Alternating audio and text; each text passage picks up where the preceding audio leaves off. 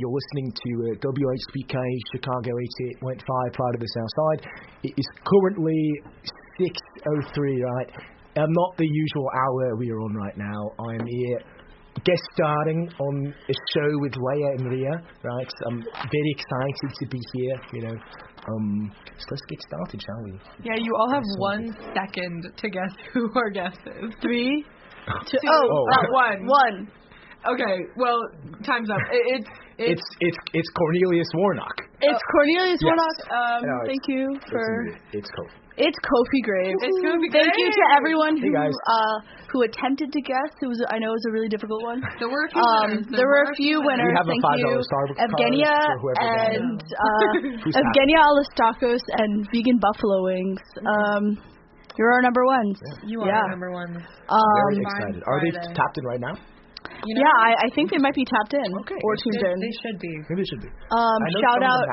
Some of the mad people are still going. Ooh. Some of the exciting. Mad so if you guys are around campus, definitely check out the Mad.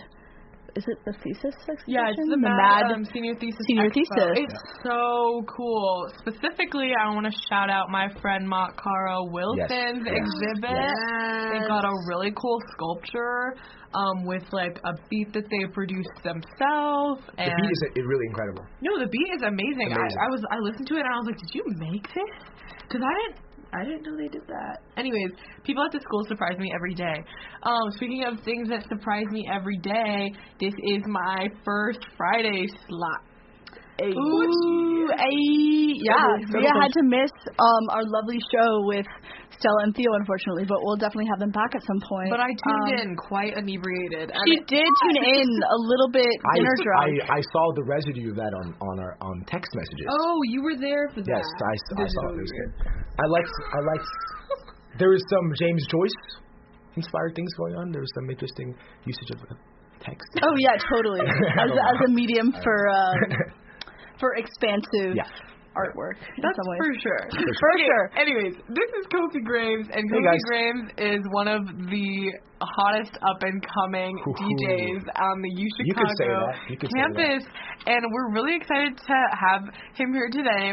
I've known Kofi a while. I've known Kofi a while, and this has been a long time coming. So Kofi, why don't you talk a little bit about the songs you picked? There doesn't have to be a rhyme and reason to any of them. Yeah. And if you want to just introduce the first song you're going to play for us, that would be great. Sure. I'll give the name of the song later, but we've got music from Stereolab, Steve Reich, and Dorothy Ashby. Some artists I really like. Yummy. Some of them are not I'm not always listening to them, but to be honest, I had these ideas brewing for a while, and I didn't really know what song to pick. But when you asked, and I realized, oh my God, I need to find songs. It was almost like I had to do these ones. Yeah. So up first we have Diagonals by Stereolab from the album Dots and Loops. Exciting stuff. Yeah. We'll be right back.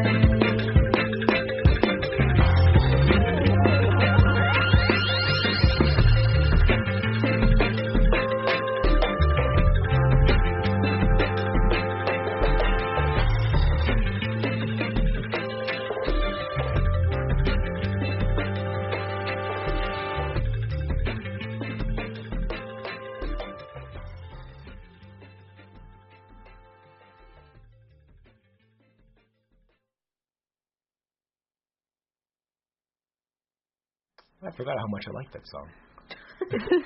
I love that song. I love that album, actually. Great album. If you're just tuning in now, guess what you're listening to? WHPK 88.5. Pride of the South Side. That's right. If you accidentally turned your radio to the left side of the knob, South London. You're in luck. Yeah, you are. Exciting stuff. Sorry if you wanted to hear NPR or something. This is better. This is better. None of that liberal BS. No, I'm kidding. I'm kidding. All of that liberal BS. This is American life. I'm Ira Glass. I'm Ira Glass. We're Ira Glass. We're Ira Glass. Anyways, to remind you, this is Finders Keepers, 6 to 7 CST in Hyde Park at the University of Chicago with Rhea, Leia, and our special guest today is Kofi Graves. Kofi, tell us about this song. This was my first time hearing it ever, so that was awesome. Oh boy. Well, a lot of things come to mind, but maybe I'll start. I'll throw it all the way back.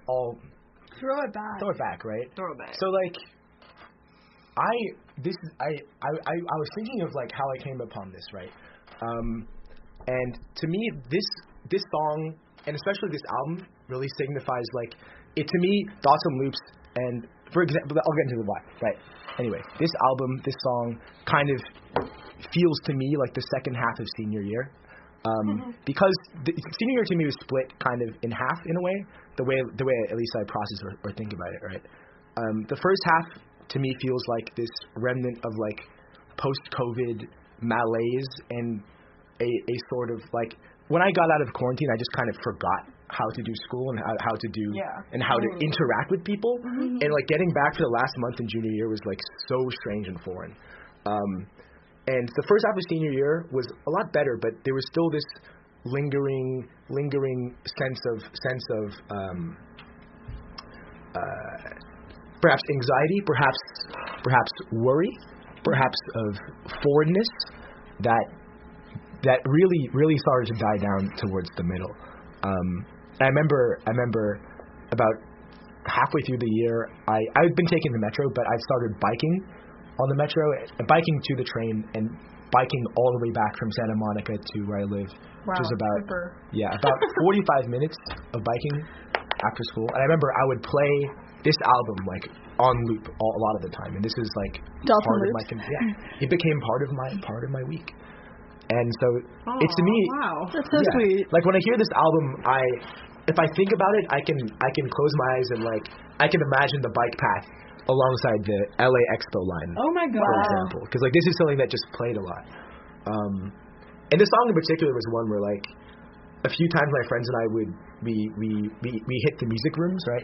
Because like we had like weird advisory like free periods, right? We had just time to do nothing in the middle of the day. We're like, all right, senioritis had hit. So I remember having, I don't have very sharp memories of this, but I just this song to me I associate with like me on the drums, Yates Novak on bass, Bruno Bernal maybe on the keys, maybe on the guitar, right? You know Bruno. It's a song that really brings like a particular time and place to it. But it's also one that I just like as a piece of music. Stereolab, like I have periods where I will listen to them or not, but like if someone asks me what's your favorite band, I'll probably say Stereolab. Oh my god. And I think they are a sort of synthesis of a lot of very interesting and like disparate trends in music. On the one hand, they have this lineage from like the Beach Boys, right? And they see the Beach Boys as being the sort of like as being this potential alternative to the Beatles and the Rolling Stones of what rock could be, especially Pet Sounds and their failed album Smile. They sort of see a sort of lost strain in rock and roll of this direction that rock could be pushed towards this more gentle sort of like orchestral, almost jazz-influenced direction, right? And you'd really hear that. You don't really hear a lot of the legacy of like the Kinks or the Stones, right? But you hear, you listen and you hear like 60s lounge. You hear these very soft tones. You hear a lot of Brian Wilson here. But there's also a lot of there's a lot of weird sounds going on, and I'm someone that I do love some weird sounds. You do love some weird sounds. It's so layered, but it doesn't sound like a wall of noise. No, you can pick apart and like identify each sound in this way that I think is really special, because it's not trying, like each sound isn't trying to like blend into one another. And I think the vocals are really interesting in that sense, because they don't come in until way later. And Rio was so surprised. I had a physical reaction. I was like, whoa. Like, oh my god, there's a person gonna sing now? Like, that's crazy. No, this sounds, I don't mean to cut you off. No, go. But I like to take notes, as some people know. And first of all, the first thing I wrote was that like percussive sound, like the really fast, like like felt like a cartoon running sound. Do you know what I mean? Where they're like.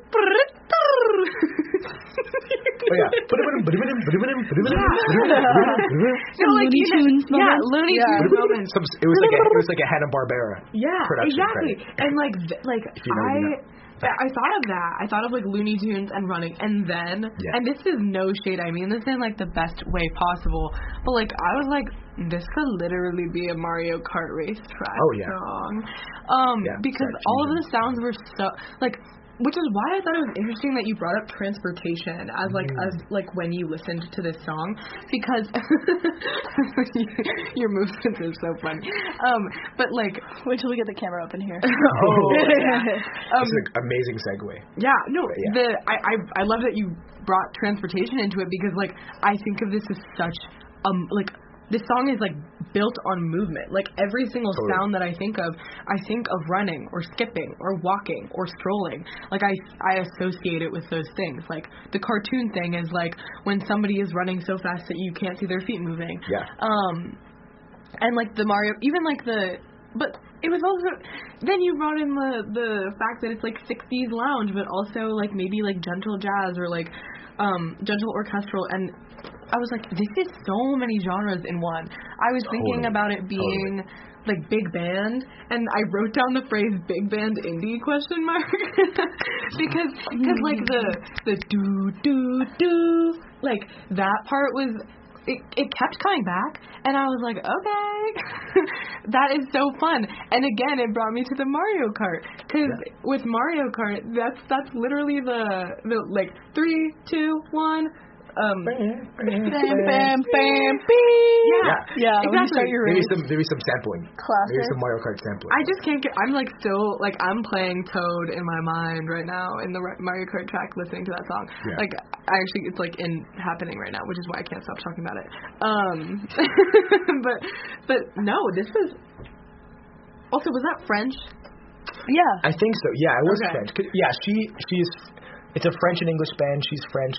Okay. The main instrumentalist is British. I like a lot. I think your mention of the vocal coming in very late is great. Because I think it speaks to like how for Stereolab, vocals are an instrument in a way. Completely. And people say this like it's something that's going to sit on, but like it actually very much is just an instrument among the big band in a way. Yeah, which is something that comes from like Brian Wilson in a way. Like Brian Wilson saw the voice as an instrument as opposed to being like the front stage of a song. And do you know what? Obviously they've decentered lyrics or that anything like that, and sound is like their main deal. But do you know if the French actually means anything, or is it just like? I think it does. Absurd noises. I think it does mean something. I don't know what this one means, but often like they were a very political band. Yeah. Stereolab was one where they have a lot of like Marxist and sort of critical theory roots, right? And so a lot of times you'll hear these lyrics where they'll just have like 3 lines that will repeat for 4 minutes, right? Yeah. And this is kind of one that if you look at the lyrics, you're like, oh, it's just saying the same thing. But I like that a lot. That's been a trend for a lot of the songs that we've listened to here is that repetition. And we've talked about it before, but like I think that the like repetition means that like they know what works. Yeah. It's just a testament to that, and it's also I think also when we're talking about vocals as an instrument, the fact that the vocals can cut out for a little and it doesn't feel like the song has lost anything is also. I mean, obviously it's lost something, but it builds in so many other places that it doesn't feel empty, whereas maybe an instrumental to a vocal song is gonna feel like a little bit more hollow. Totally. So it definitely shows that this song is very much like sonically, like the sound is important rather than the lyrics. I mean, going on the Mario Kart thing, I know a lot of people that listen on the Mario Kart train. On the Mario Kart on the track, on the race. On the Mario Kart track. On the track. On that Rainbow Road stuff. The Mario Pack. Yeah. On that. Wait, what was the mall? Coconut Mall. Oh my God, that. On that Coconut Mall stuff. Falls from a coconut tree. True. Things just don't. They don't. That doesn't happen. Doesn't happen. Like, that doesn't happen. It doesn't happen. On that vein, I feel like I know a lot of people that listen to like Mario Kart as their study music. You know what I mean? Ria, tap in. Via Madagascar. I listened to Coconut Mall for 2 years in a row as my top song on Spotify. Incredible. No, and I feel like I tend to listen to. I'm pro. I've used it, and it is very, very good. No, it does work. Yeah. It really gets the job done. But I would say that Stereolab is my version of the Mario Kart work grinder music. Well, maybe if I knew about Stereolab, that would have been my Stereolab. Well, now it is. Now it is. No, but I think it's really good music for like. It's kind of like its own world. Like, it's very escapist. It's immersive. It's super immersive. You can just get lost in the sound. That's why I think when I'm, like, running around or, like, enjoying a nice day and frolicking, or even if I'm inside and I'm working, I want something that that kind of. What else? I can't really listen to mellow music when I'm studying. It just doesn't get me into like the same zone, I guess. I need the thoughts to flow in the same way that like the sounds are bouncing back and forth in the song. So I mean, that's what it is for me. But now that I think about it, like I think I wouldn't be able to study the Stereolab because like I would be so interested in what was happening. Like it is too good. Yeah. Like I can't study at all, but it's but it's especially not. I mean, like it's repetitious. As somebody that's listened to Coconut Mall like so many times, you know, it's repetitious in a way that is so different from any of those songs. As in like, and it's also the fact that like. There's always a difference when you know that somebody's playing the instruments, you know. Mm-hmm. And so the fact that it is like a band is makes it completely like a different listen. But have you heard of the band? What are they called? Like Pamplemousse? Yes, I have heard of them. I get a lot of their reels. Yeah, their reels. This reminded me a lot of them. Definitely, yeah. Yeah, I was wondering if you knew anything about that. Yeah, I haven't listened to their music, but like I get a lot of their. But yeah, I do get a lot of Pamplemousse. I think because especially with the vocals are very reminiscent of Stereolab. Totally. A lot of the the way the instrumental is like it's soft, but it's not really just easy listening. Like there's a lot of things. There's a lot of meat to it. Yeah. Yeah. And you can tell that like I love to like envision a band when I'm listening to a song. Yeah. Like you can tell that they're all feeling the groove. Like this. I actually never. Sometimes I'm listening to a group and then I like look them up and then I see a picture of them and then I realize I've always imagined they've looked a certain way, but I've never seen Stereolab. Really? I don't want to ruin that. I don't want to ruin it. I'm gonna keep it. I'm gonna keep it abstract. Let's keep it abstract. But there's some music like I think like rock music I like it, but when I listen to it, I'm not like I can imagine those people like grooving in a room together. That's right. Yeah, exactly. Like they're rocking out, but like in a different way. Yeah. But like with this kind of music. You can there's a little. You can feel it. Yeah. You can feel what the people that are playing it are feeling, and they make it so apparent. Like translating your bodies into music, I think is one of the best things that an artist can do. Totally. So I'm always impressed when like I can like feel that way, even if it's not what the artist intended. Like I always really appreciate when it becomes like an embodied experience. Yeah, I think it's interesting because like they often get charged with sounding cold. And I think the mixes sometimes I get because it's like a very it's a very cultivated mix. But I've never gotten that charge. Like the Stereolab is a very warm band to me. I was gonna wait. That's so strange. People have issues with the mix. Well, just like people have described their like instrumentation as like cold, like in like this era of things. That's crazy. I think that just I mean it's fun. Also, it's playful. I don't think that's cold. There are times in which it is cold, but I think like I don't know, cold's a texture. Right? I guess. Yeah. You know, you wouldn't want ice cream to be warm. Sometimes different things make different textures, right? But I was gonna say like another. This is very warm to me though. Yeah. Yeah. Thanks. I agree. What I was gonna say with this is that like I thought that I could see how maybe when I was thinking about the mix, I was thinking about the lead vocal and the background vocal, and like the lead vocal was very clear, very crisp, obviously very like mixed very well, but like the background vocals were like a little muddier, like you could tell there might have been some reverb or something on it, and like that like brought so much warmth and messiness to the song that I don't think I would ever consider it to be cold. Like, no, that's not at all. Cold feels like sharp and clean. Yeah, I don't. Like, Also, this is something that Ria and I have talked about on previous shows. Shout out Pedro's show. Shout out Pedro. We talked a lot about how the song titles and the names of the albums, especially in songs that don't really emphasize lyrics, add a really interesting touch. To the song and to the album. Yes. And I think with in Stereolab's case, the cover art is really really fun and central to like their entire image. If you're listening, look up Thoughts and Loops. Wait, I've seen this cover so many times. The colors and the design is like once you see it will sear into your mind. Is like this is what it sounds like. No, I mean I don't. I think it's the most perfect cover for this. It's incredible. I mean, and all of these like dual tone. Like sometimes the covers are only use like 3 different colors. A little funky. They're a little funky. They're a little psychedelic. Yeah. They're a little bit, but they're still simple enough that like. Yeah. It just really sounds like the song. I don't know how else to describe it. Right. I'm looking at it right now, and like I don't have my glasses on, so they're blurring. Green, but this is I love that color, and there's like it's this. That is also to bring it back. That is so transportation. Wait, bring it back. Okay. Because I was like, I don't want to interrupt, but I did want to talk about that, right? Because I think it's totally right. I think this song.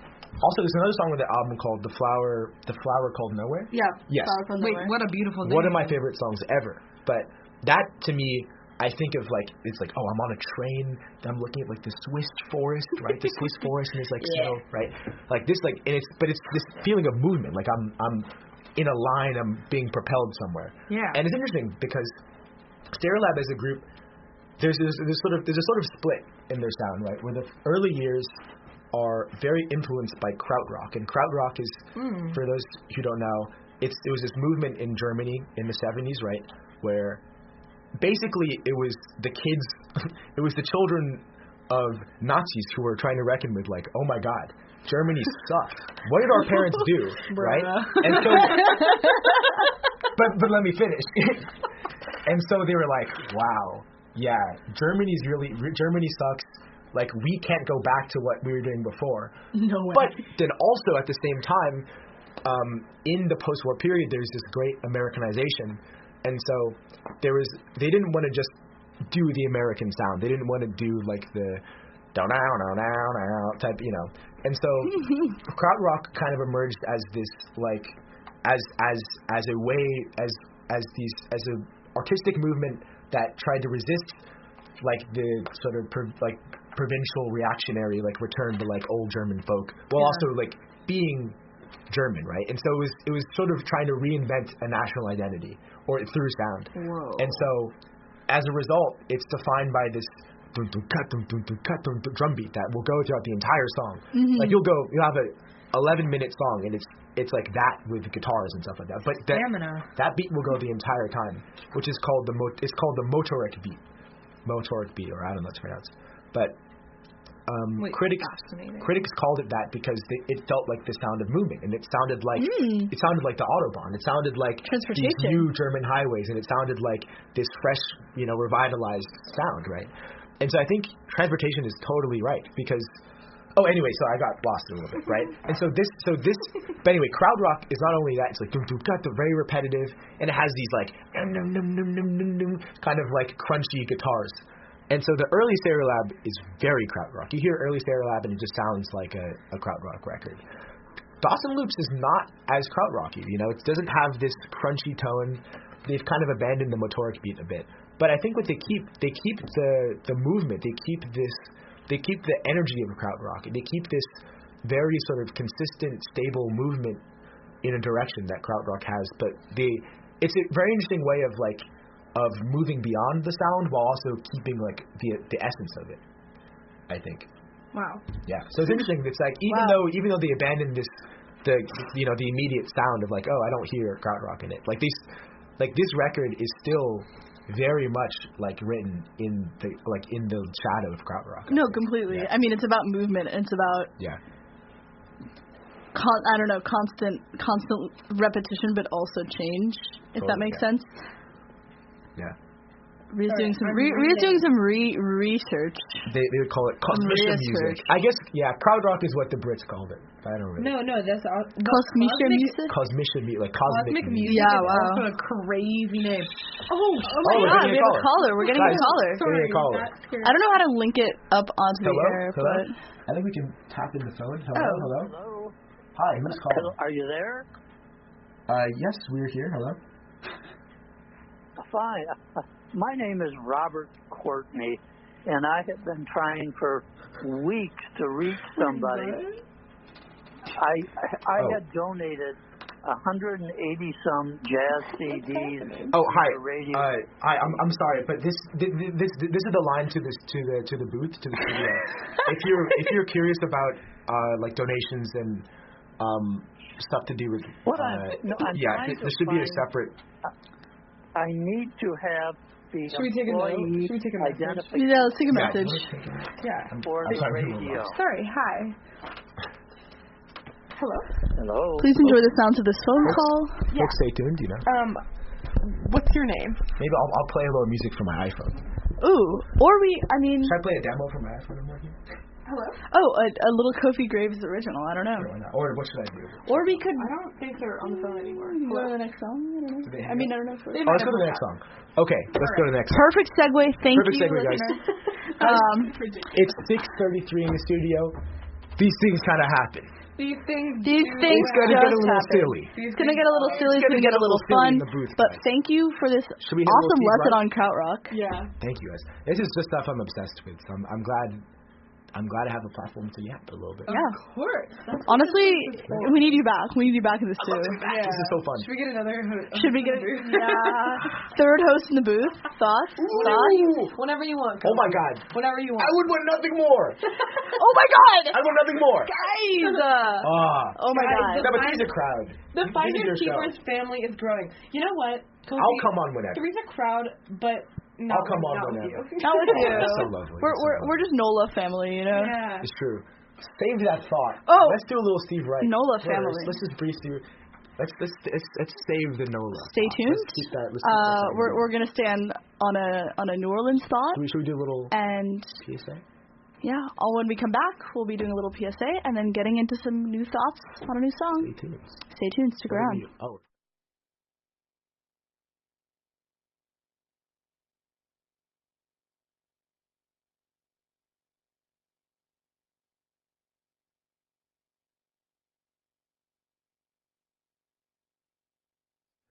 Part 3. Fast by Steve Wright.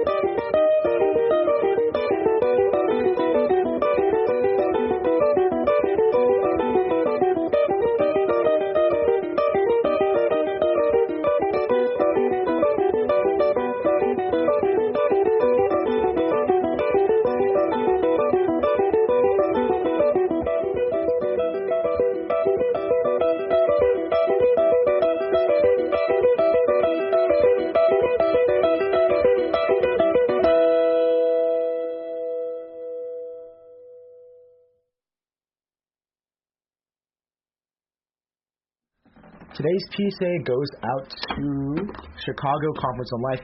Kidding. No. Kidding.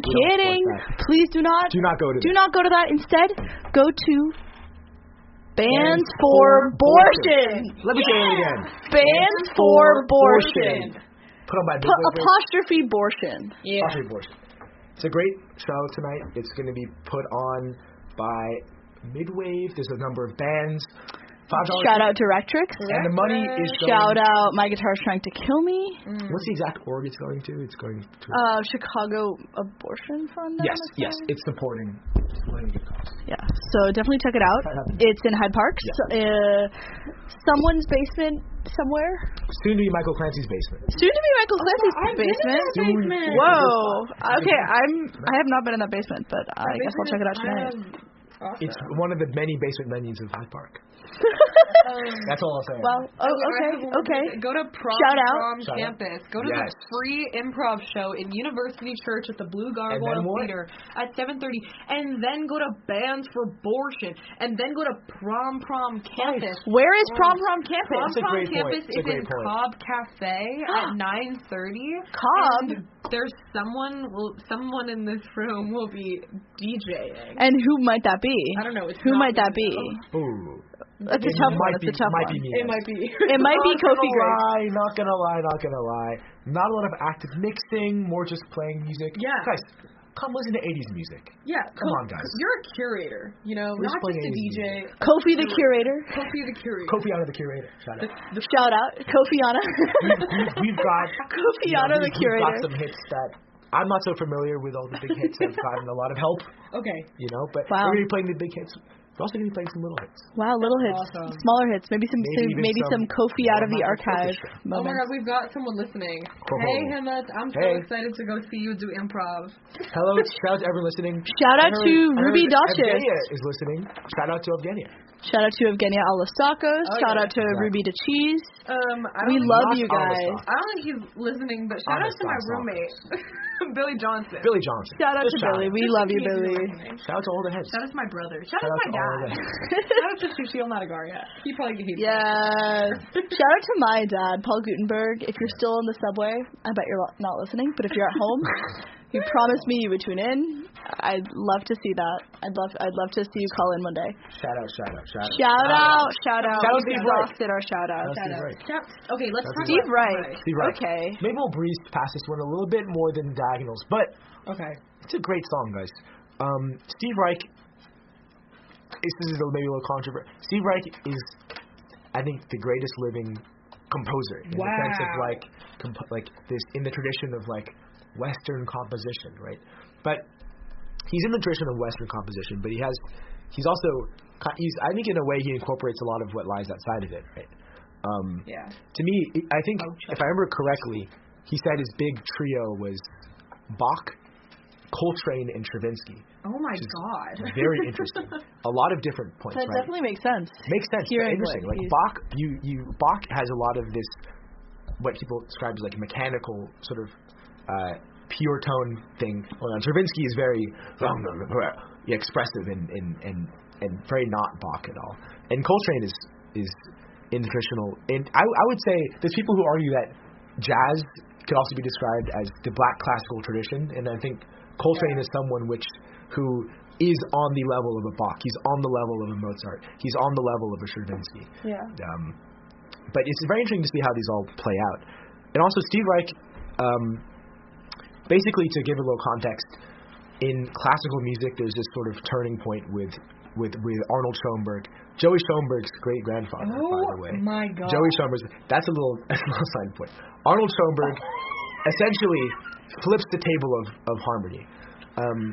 I don't know a lot about tonal harmony, right? I don't know about history, but essentially what Schoenberg did was he had this 12-tone system where no tone is really prioritized, and so it's this kind of atonal, almost mess of sound in a way. And he's very influential on modern classical. A lot of modern classical has this atonal sound to it. Essentially, Steve Reich is, in a way, he's almost you can see him as almost if you were a little, like, you could argue I wouldn't say this, like, you could, like, he might seem like a reactionary figure, right? Because he's just, in a sense, reinstating harmony. Yeah. But I don't see him, I think he's a progressive figure because he's returning to tonal harmony, but in a way that also incorporates this progress. And he does so by, you know, instead of the 12 tones, he has his rhythm is a sort of 12 pulse rhythm. Almost most Steve Reich songs have this 3 pulse, you know. I love being on this show because I learned so much. 1, 2, 3. Dun, dun, dun, dun, dun, dun, dun, dun, dun, dun, dun. It's a 3 pulse. Yeah. Wait, I'm so glad you brought up the rhythm because, like, when I was out there, I wrote down that I like. Yeah. It's such, like, obviously it's. I mean, the name is fast, is it not? Yes. So the name is fast, but I loved listening to it. Like, I keep using like stupid imagery, but like I think of it like when you like pick up a skirt and you sway it back and forth. Yes. You think of the long, like if you think of like maybe 2 measures of this song as opposed to 1, and you feel the beat like that, like da-na-na-na-na-na, da-na-na-na-na-na, like that makes you just like, it gives a whole new feel to it. Like it feels like you're prancing in a field with a long white skirt on in a field of hay, and I just get so I got so happy when I started thinking of that because I was like, it's lovely, yeah. There's like a few mental modes to think of when you like listen to this song. Yeah. Again, this is my I think second time listening to it ever, and the first time I think I was very like pensive and like I was thinking about everything, and I was like trying to listen to every single thing, and I was like, oh, I love the fastness of it, and I was grooving to like every beat, and you could still feel it that way, but then you just wait and you take it a little bit slower, and it's kind of like, I don't know, it gives a whole new feel to it, and I think the fact that I can feel it in so many different ways is lovely, and also crazy that he said those are his top 3. Crazy top 3. Another thing I'm neglecting to mention is that Steve Reich is someone that is influenced by like Ghanaian West African drumming. Essentially the 3 pulse, the rhythm of Steve Reich. Steve Reich in a way can be thought of as combining Western tonal harmony in a very weird inverted sense with like the rhythm of like West African drumming. Yeah. And there's pieces where he just does drumming and it's like it's very clear you hear it. But this one is, I think, a nice synthesis of the 2. What is his thing? Is it like, does he play all his instruments? Does he have a band? Is it a lot of electronic? So he's like a trait composer. So mostly he'll write the sheet music. He probably plays maybe piano or something. I don't know. Yeah. But this is like there'll be different performances of them. We can pull up the name of who's performing it, but Mats Bergström is performing it. Mats Bergström. Wow. Yeah. I thought that going back to like the instrumentation and everything. Yeah.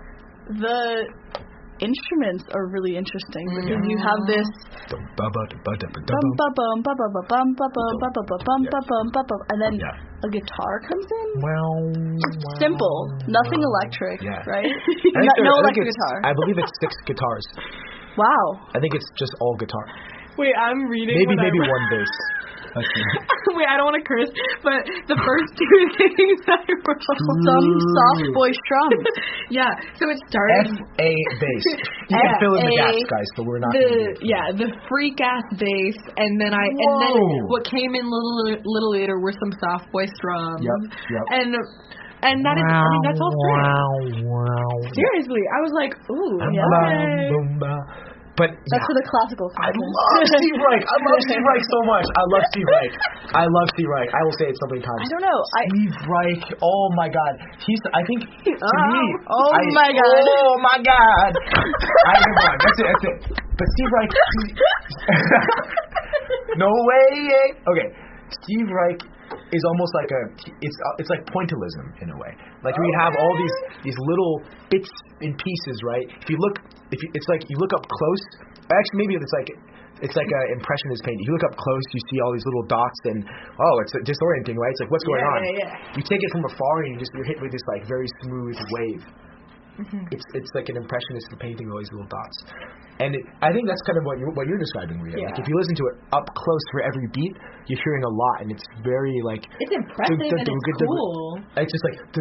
Yeah, I mean, if we're thinking about it from afar, it's a wave. In comparison to Stereolab, I felt like I was, like, Rhea, you were talking about your first listen, and I was like, when I was listening to this song, I was, like, thinking about thinking. Like, it sounds like the process of thinking. Hegel. I don't know why that's what I thought of, but I was like, this is my brain when I'm stuck on a thought and I'm trying to write something, and I'm repeating things over and over again in my head, and I can't. And it also sounded like to me it sounded like a movie montage of like someone thinking through something. Like, I don't know. That's just what I thought about, and that's where I felt like it was different from Stereolab, because Stereolab, like, there's this movement and there's this like whole like incredibly, I don't know, rich, like, landscape around you. But this is definitely rich, and there's a lot of layers to it, but it's also made me think more about, like, my brain, or, like... Yeah,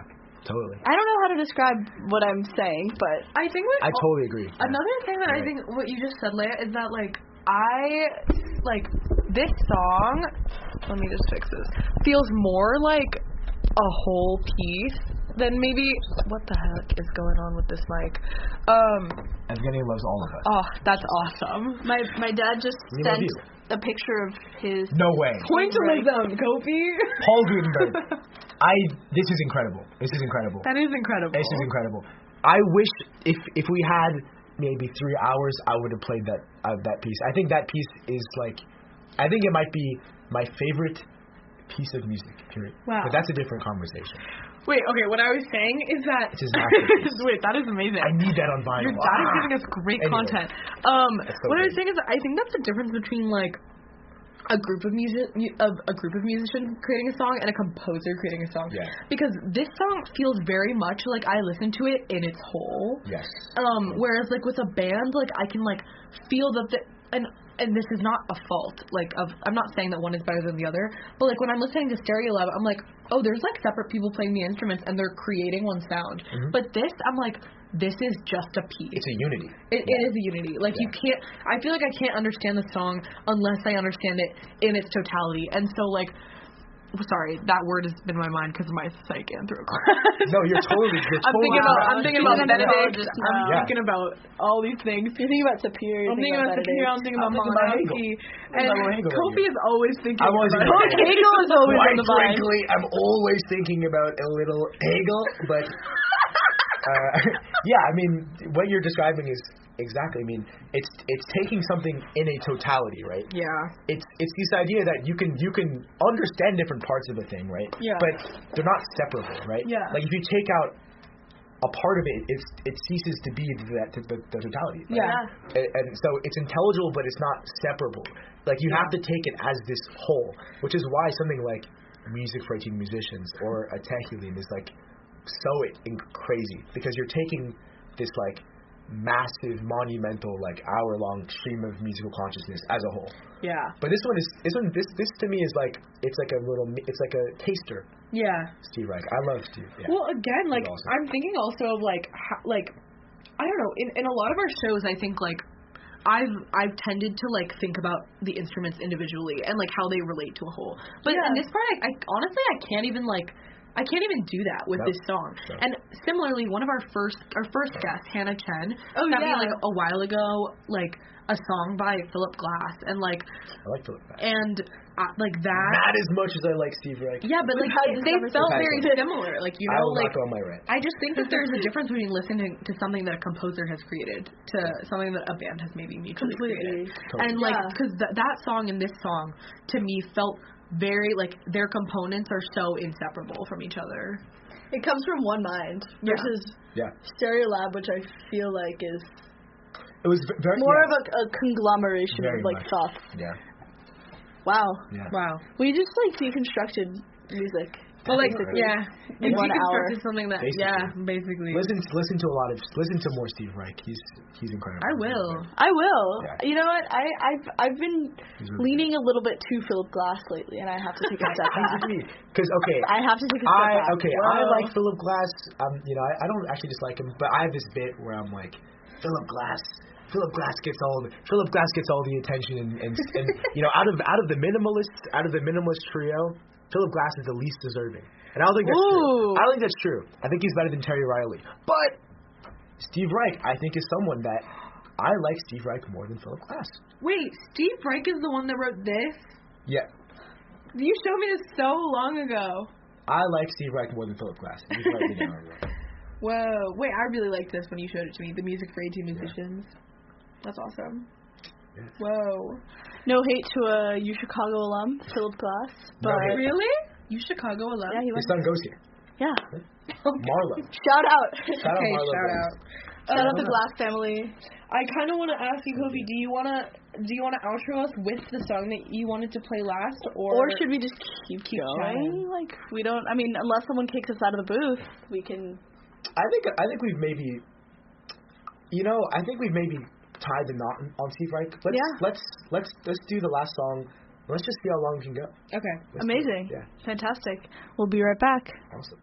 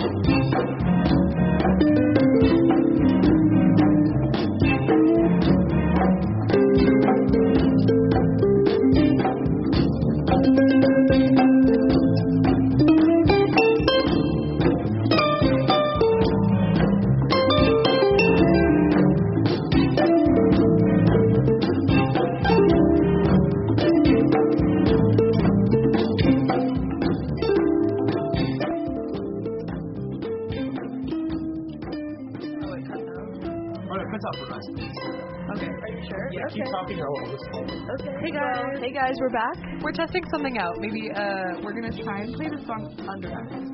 Okay, fantastic. Okay, so we got a little bit of Myself When Young by Dorothy Ashby. And this is one Kofi's third song. If you're just tuning in, you're listening to Finders Keepers on WHPK 88.5 FM. The pride of the South Side. Okay. Yeah, the jewel of South London. Yeah, right. I've got Leia next to me. I'm Rhea, and on my right I've got Kofi Graves. Woo-hoo. Anyways, this was when we were when young by Dorothy Ashby. Beautiful. Harp. Okay, Harping. Dorothy Ashby, my goat. She's incredible. Wait, the song, incredible. These album covers. Incredible. This actually is ruining my world. Yeah, it's this picture. For those tuning in, this is a picture of her on a Persian rug, wide angle, almost fisheye. She's playing a koto, a Japanese harp. Wow. She's a harpist. Does she play different kinds of harps? Yeah. All harps? But harping everywhere? This is a song that I don't think about in technical terms. This is a memory. It's not even a song. Okay. You know why? No. Why? Because for those, us three, Billy Johnson, Graydon, Layla, we all went on a road trip. Sort of, the idea was put forth by Leo Werner. That is true. And we stayed for a little bit in this house in Austin. We drove to New Orleans. And this is September, late September, and so it's not the typical college New Orleans trip where you're going crazy. You're getting sweaty. You're in the streets. It's right. It's not any roll wave Tulane. No. Like there were almost no college students. So it was the perfect time to go because you're just experiencing You're experiencing the city. Yeah. It was like a true slice of actual slice living. of life. And this is probably maybe one of my favorite trips. Came at the perfect time. I was just coming out of this summer restlessness. Right? Yeah. Summer restlessness. Something about the quarter system summer, just 4 months. Crazy. Almost deeply depressing. It was deep. I was deeply depressed, some would say. Oh, some might say too. I was coming out of it, and this trip was the perfect segue, right? Where I was already feeling a lot better, but oh my God, it's not even that we had this. I don't recall any singular crazy happenings per se, but it was just wow, I'm seeing my friends again, right? The crazy happenings were a really heated game of Uno. Exactly. We made a little sangria. Yeah, we had some wonderful po' boys. I remember very clearly. We were sitting in Leo's sitting area with the record player on, the sound system. He says, my dad got this vinyl. We put it on. This is the first track we hear. Oh, when we got back. Yeah. Oh, wow. Wait. So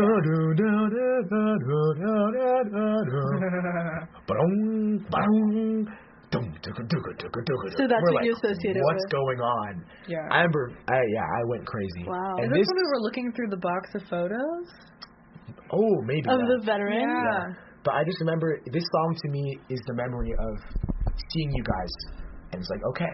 Oh. These are people, some people I've seen over the summer, some people I haven't. And I really missed them. It's wow. And then we had this trip, we had a week, and then we were back in school. And so to me, it was this is we're just starting to go back to school. I'm starting this new era. And Rhea, I've known you for a while. Yeah. Leia, I've known you, but that trip was when I got to know you. That's so That was true. when I got to know you. And Rhea, this is where Rhea and I God. basically met. Yeah. You're the one person that I didn't know on the trip. And we blossomed. I know. This show wouldn't be here without the little New Orleans jaunt we went on for 5 days. One of the greatest friendships I've seen blossom from start to finish. Because I've seen all of it. I've seen all of it. I mean, it's this is iconic. You actually have seen all of it. Yeah. You've actually been there from the beginning. Yeah. I couldn't believe that you guys hadn't really talked that much. No, we haven't. I don't think we. But I think we both had a great willingness to talk to one another. No, we talked a little bit before the trip. We were chatting over Instagram. Oh, yeah, that's true. We were I was who is this girl? I know. Who is she? I was I know of you. I'd been to your room before. That's true. You had been to my room. I had been to your room in Eka House. Shout out. Oh yeah. Shout out Eka House. But I thought your last name was Amalia. Yeah. No, I didn't even. We all did. Conceptualize that you had a twin for a while. Yeah, I do have one of them. I didn't know that Rohan was Rohan. A person. He'll be on the show, I swear. But yeah, no, that trip was so honestly, amazing. It was so great. It was when people ask me about my summer, there were a few different trips that happened, but that trip, that was summer. First of all, Nola is just beacon of like music and culture, but also like as someone that's always trying to learn more about music, simply because I don't like know that much culturally, like hearing music from you guys, like I made a playlist that was like practically every song we listened to on that trip. Oh yeah, I mean, I'll never forget the drive. One of the best moments, I don't even think was in New Orleans. It was the drive from New Orleans to Austin. It was like, I mean, and the visual, like aesthetically, like I wouldn't say that like, oh, the drive is like the scenery is so. I mean, it was like so wide open. Moments. It was beautiful, but I think it was something about that car. I don't know, just like we were just. Something about that car. We were the backseat heads. The backseat. This is actually backseat heads. Wait, this is the backseat header. Exactly. Should we create that photo? Exactly. Yeah, it was Leo and Billy up front. Oh my god. Kofi. Guys, that was a silly car. Sorry guys, we're recreating a photo. That was a profound. It was a profoundly silly car, but there were also such There's a lot of. Oh God! A little story that Rhea shared with us about one said minion and. Oh God! There's stuff that belongs on it. I'm so sorry to our listeners. There was a minion, another word for henchman. Yeah. A crony. A crony. There was a story about a little yellow crony. There was a story about a little yellow crony and another little I don't want to say it. But anyways, despite all of the shenanigans, I don't know. I really, you know what? One thing that road trip. Yeah, and like we were looking out the window at some points, just like watching this crazy lightning storm that we were passing through for like 4 hours. And just listening we were listening to a lot of different music. It was everyone's sort of collective. It was like a lot of Alex G and a lot of the summer malaise definitely carried over. Yeah. For sure. There were a few moments. There's the moment Billy put on Let's Get Lost by Elliott Smith. He put on The Book of Love. That's what it was. Magnetic Field. And for this lonely ass car, it was a real moment. It's funny that like other people like I'm somebody that does not associate those songs with like sadness or malaise, and because I don't like listen to those things a lot, and I don't really get, honestly, music doesn't make me sad unless like I've like imposed a meaning on it. And so like for me listening to those songs, I was just like, wow, I love that the people in this car love and resonate with this song. Like that, it was genuinely just like, like everyone is having like whenever a song would come on, there would be like around me just like a wall of, oh my God, this song is playing, and then you would be like, oh my God, oh my God.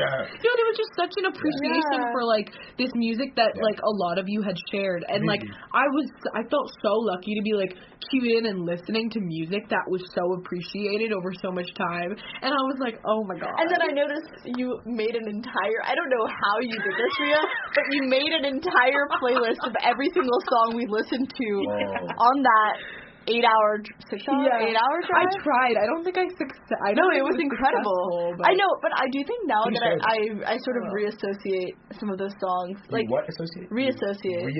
Reassociate. Kofi associate. Billy associate. Leo associate. Leia associate. With that trip, and I think that's a really nice Leo, thing. It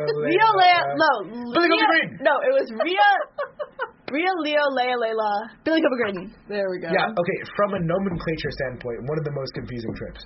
Because we had Rhea, Leo, Leia, Layla, and a lot going on, and then Billy Kofi Graydon. Oh my God, awesome. I think this is only 5 hours, and there was way more driving than that, but... Let's just keep going. Also, okay, one thing I just remembered. The bagel container drying. Oh my God. That's it's actually in Leo's room. We should preserve it, like in brush resin. We've been talking about resin. Let's do it. So we went to this place called Leo's Bread. Shout out Leo's Bread in New Orleans, Louisiana. Leo's Bread was also great. Like, amazing. If you're ever in New Orleans, check it out, guys. Wonderful bagels coming from a New Yorker. Confirmed incredible.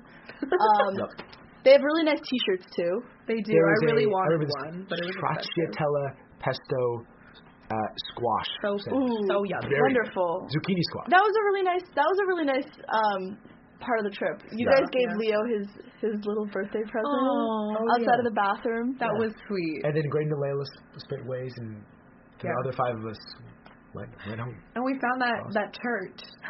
That was like, it is what it is. I am what I am. Wow. There was a church that said the words I am what I am on it. Yeah. I am what I am. But then we started, so then I kept my bagel, half of my bagel, and I was eating it on the way. And then I had the container, which was this like paper bagel container thing that opened and closed. And I started drawing on it because I draw on like literally every surface I can find ever. It's so impressive. I've moved up, my main medium of choice is cups these days, but the road bagel, If you're tuning in from Hyde Park, next time you see it, get one of Blaze stickers. Yeah. It's going towards WHPK. We need funding, guys. Guys, $3 a sticker. The administration doesn't really care about the station that much. They'll just do it only to keep it. I'm shocked. Right. They don't care? Right. They don't care about college radio? This is a station that is not just for us. It's an institution in the community. Yeah. This is one of the first, if not the first station that played hip hop. Yeah. On FM radio. Really big in the founding of house music as well. Yes. Right. Shout out to Steve Poindexter and Trackmaster Scott, who played the California Clipper on Wednesday. Yep. That was incredible. Great show. Oh my God. Works at Mother. Wait, yeah, how was that? Trucker. That was great. That's something. It was fantastic. It was really fun. It's great. Wow.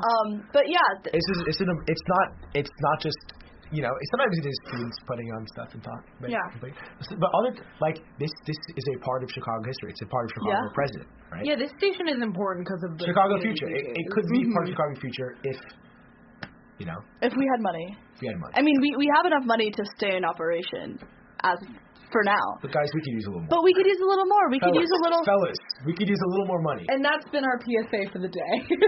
Yeah. That was our PSA. Please donate. Be kind and give us some. WHPK.org. Tap in. Yeah. Wait, it's a really important place. But that drawing thing. Oh, the drawing thing. And then so I started a little thing, and then I passed it to. Oh, that was. I believe Ria. The other LA. And Kofi, and then we just passed it around the car until this little thing was covered in drawings. Yeah. And a revolver. It smells a little bit like lox and onion and bagel. Yep. Leo's mom kindly tried to wash it out for us in Austin. There's a little stain on there. Look, those are great smells. If I do say. Maybe earlier than right. Earlier than 9 or so much. Charming. Let's not forget the very special Chick-fil-A in Beaumont, Texas, where Billy Johnson won the Southeast Women's Texas Breast Cancer Awareness 5K run T-shirt, drawstring bag, and bracelet. And the T-shirt is in a men's XL. Billy is not an XL man, but he is his shirt. That should be mine. I don't know. Sorry. That's a side note. We can fight over it. We can all fight over it. We can all share it. It's a collective T-shirt. Sisterhood of the Traveling. I don't know what it was about that trip. It was just it was lightning in a bottle. Because it felt so, you know, like it felt so distended and so like external to like my whole summer and all of Chicago. Like it was. It was a lot of people that I'd met from Chicago, but there was also like a good mix of people from home. Like you're from LA, but like I don't associate you with home you're LA. Not LA to me. Yeah, exactly. And like Leo was like a new person, and like I was getting to know like Graydon, who I'd known for like 7 years, in a completely different way, and like Billy, who is like my roommate. Like obviously I know him, but like. It was just interesting to go to a place that I've never been before with, like, people that I didn't know really that well, or, like, not as well as the people I'd known for 9 years prior. I don't know. It felt very isolated, but, like, in like, we were out in the world, you know? It didn't feel like we were on the brink of starting school at all. Like, when I think of that trip, I don't think September. I think it's, like, in its own... No, it's an island. Non-existent island in my brain. And it was so short. Like, it was so brief. But we got in so many things. Yeah. We listened to so much good music. So much jazz. I don't even know. Like, Algo Contigo was also a big part of the trip. Yes. Algo Contigo. I'll go contigo. Shout out Rita Paez for your incredible interpretation of the traditional song. Should we just keep going? We could just keep going. I got another song. But I couldn't say, but I got a dip. Oh, you got a dip. Also, I'll leave in a bit because I need to put the speakers up in cock. Okay. These are such busy Let's keep going. Let's keep going. I got another song. I think keep going. I'll listen on my phone. I got another song. Should we keep going? You got another song. Ria is signing off, but please keep listening to Fun Keepers. I'm feeling feisty. You're feeling ready. Feisty? Oh, I just Kofi, I just remembered another. Thank you for having me, Ria. Thank you so much, Ria. Ria's leaving. Ria. Everyone say bye. Everyone say bye, We love Ria. you. Yeah. So I just remembered a little something else, a little 3 a.m. Pull up a tip. Elliott Smith listening session. Oh wow! On the laptop speaker. Yeah, that was a really strange time, because I think in the moment there was a lot of melancholy. A lot of melancholy. But I wouldn't really say that we're at all sort of a sad boy group. That nothing at all that indicates towards that. I think we're all very happy-go-lucky people. We're super happy-go-lucky people. But yeah, what do we got? This is a song that Noah Lawson showed me recently. It's from Paraiso. I love the synth breakdown on this one. It's the last song on the album Paraiso by Harumi Hosono. Don't know what the song name is in Japanese. Leia, maybe you can read this one. Bye, guys. Bye, Ria. It just says Haraiso. That's all it says. Haraiso.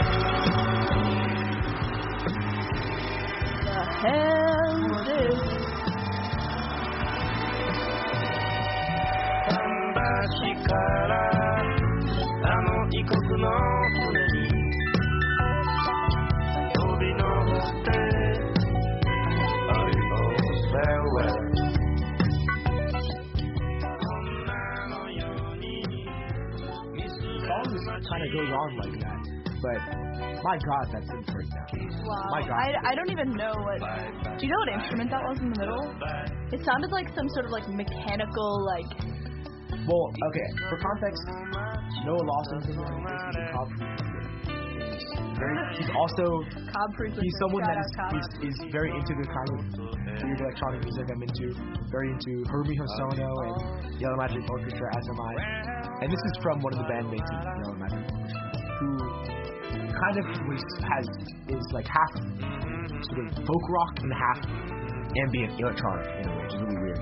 But some albums are like totally folk. Some albums are totally ambient. And this one is like kind of like this song you can hear. It's like it's his tropical sound, and then it's the synth comet coming to crash in for a little bit, and then it goes out. Yeah, I mean, I'm definitely getting some like Brazilian salsa like influence, and also in the cover, I think the like and the title Paraíso. Yeah. Look up Paraíso because the cover it's really pretty.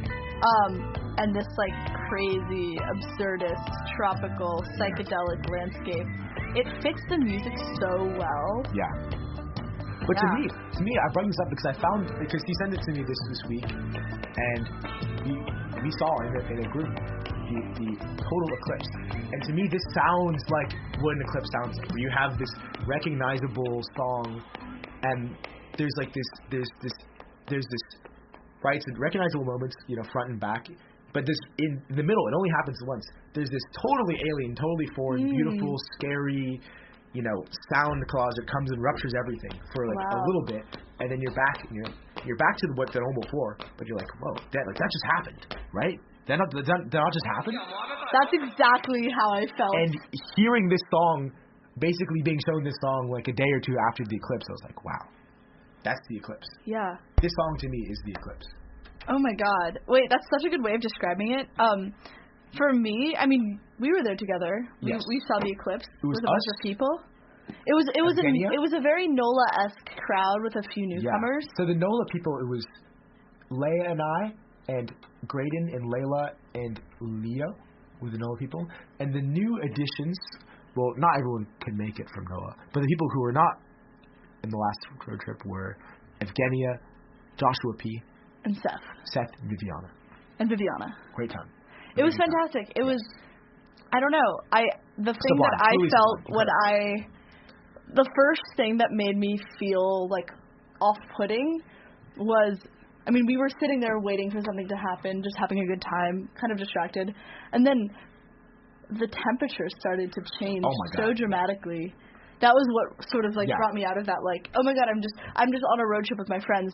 Like, I know what we're seeing, but I'm not really ready for what we're seeing. No, and then it just, like, and then something's going to come, but then it just, boom, and you're in it, and it's just going for, like, the eclipse was 4 minutes.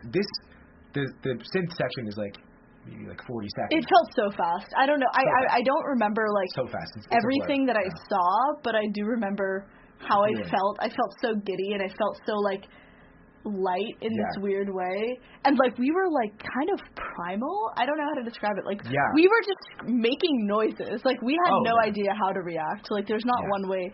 But like I took a video of like sort of the moments before, and it's like the way that the sun just like it gets a little bit darker, but then it just kind of goes down in one piece, and then all these animals were like these frogs were croaking. Yeah. The lights from this farm went on because it thought the automated lights thought it was night. Yeah.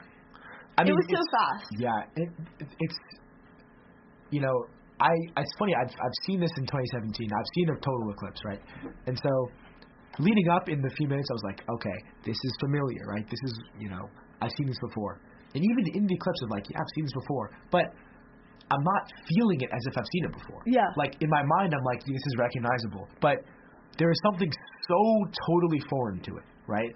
There is, in a sense, nothing within our, like, in our, epigenetic or any kind of, like, cultural accustoming that prepares us for an eclipse. Yeah. It's not in our language, right? It's so religious. I don't know. It's religious. It's not in our vocabulary. And so we process it, as a chimp might. Yeah, that's what I mean. Yeah. It made me think about because there's nothing in humanity that really can comprehend an eclipse. Really. I mean, I mean, like the way that animals react to it, they either crickets start going out, like cows and other farm animals think it's night. And they're really confused when basically the sun rises again. It's wild. So because on the way back from on the way back to Chicago, the sun was setting, and I was like kind of in awe that we had already seen that. It was basically a second sunset.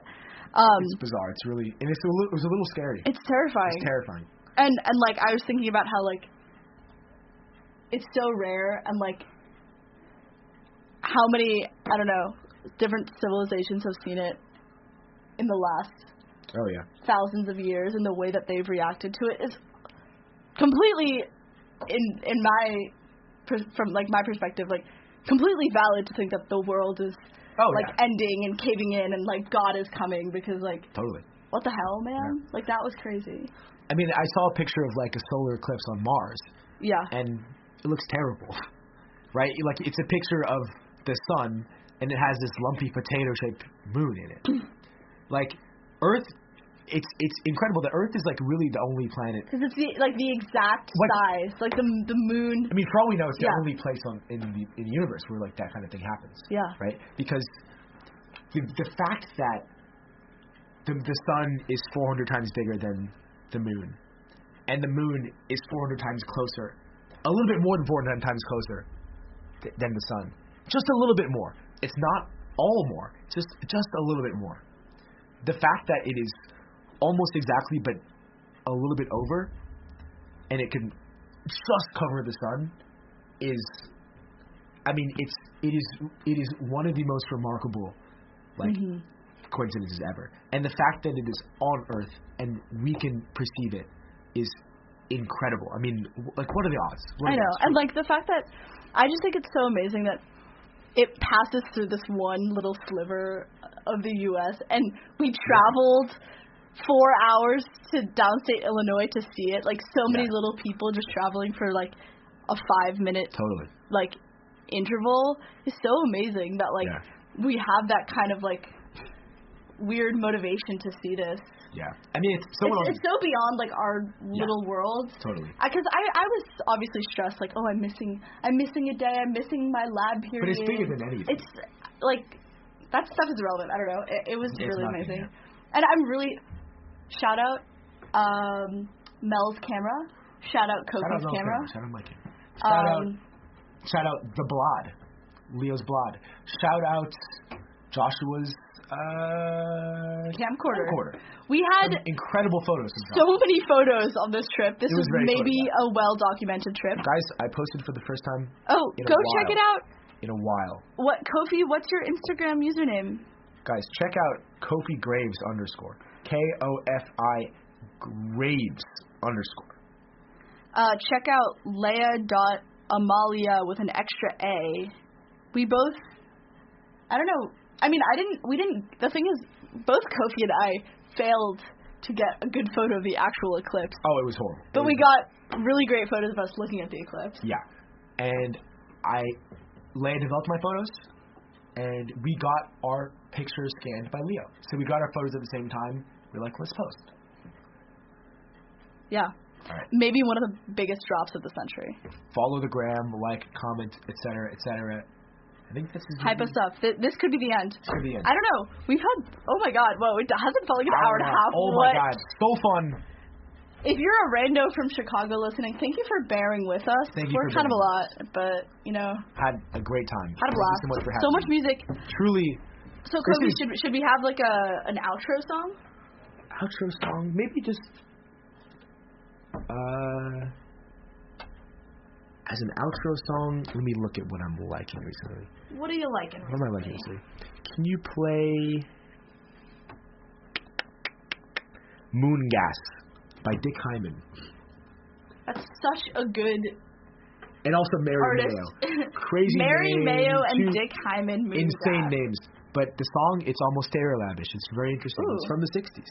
Thank you so much. Noah Lawson pick. Thank you so much for tuning in. It's very good. To Finders Keepers, tune in again next week, Fridays at 6 p.m. Guys, Central Time. Tap in. Also tap in Thursdays at 9 a.m. My Little Rock Show. Haven't done it in a while. Definitely check it out next week. And we'll have a new guest. Hopefully Kofi will be back. We loved having you. I love being here. Thank you guys for having me. Rhea says thank you from very far away. Thank you, Rhea. Definitely check out Prom Campus, DJ'd by the one and only Kofi Graves. I'll be playing some music. He'll be playing some tunes. Guys, okay. Come through. Come through.